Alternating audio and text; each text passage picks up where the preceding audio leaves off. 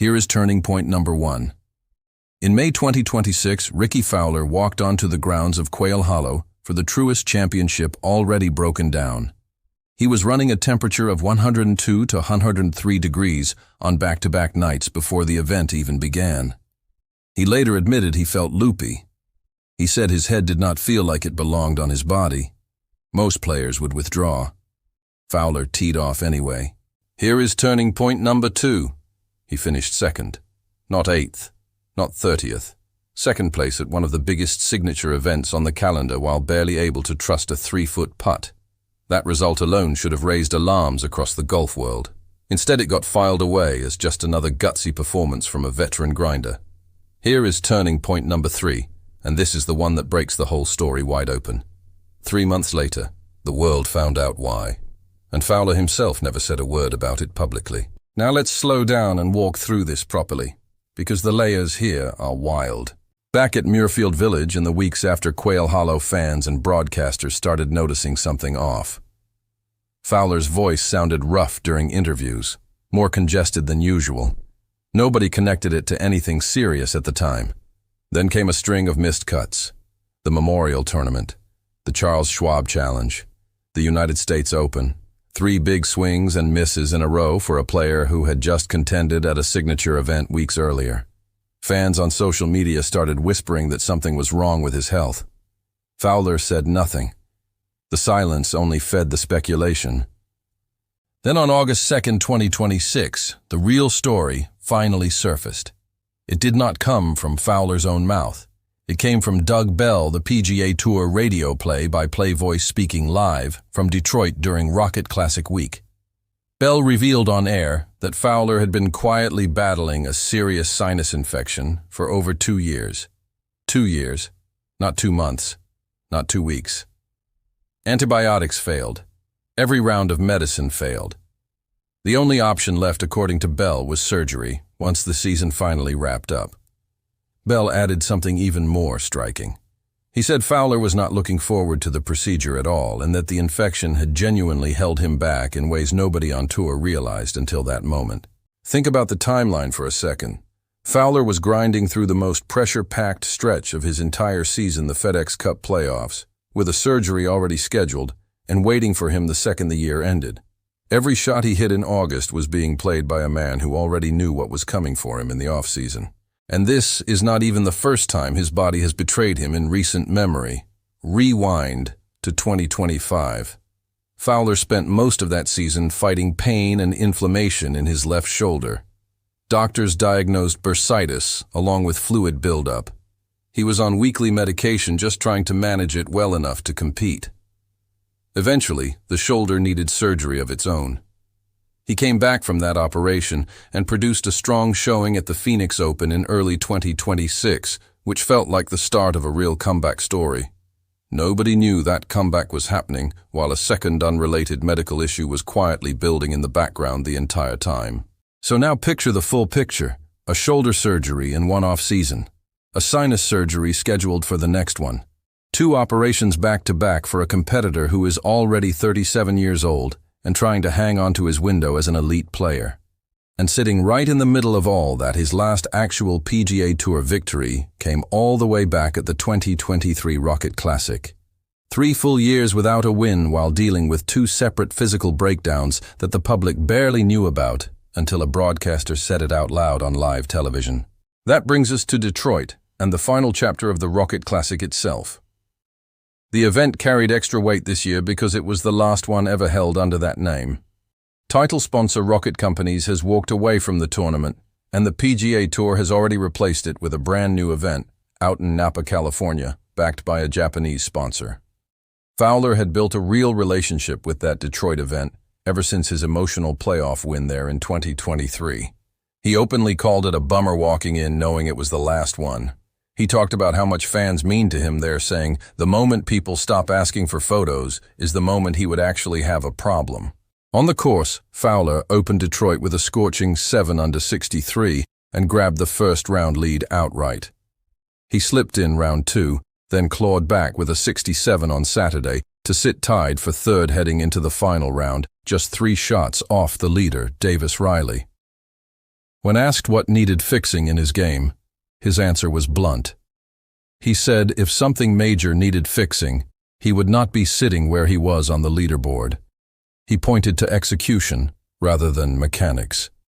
Despite the strong position, he faded down the stretch and closed the week tied for 8th at the very course where his last win happened. From there, everything shifted straight into playoff mode, and this is where the stakes get almost unbearable. The top 70 players in the season, long standings, qualified for the FedEx Cup playoffs.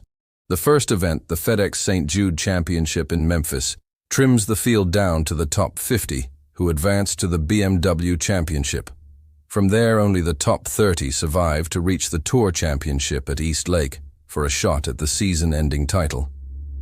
Fowler entered the postseason sitting at number 28, which looked safe enough for the BMW cut, but nowhere near safe for the deeper run to East Lake. Here is where the story gets almost eerie. Back in 2025 at the BMW Championship, Fowler stood on the 14th fairway during the final round, sitting inside the top 30 bubble with a real shot at his first Tour Championship appearance in 2 years.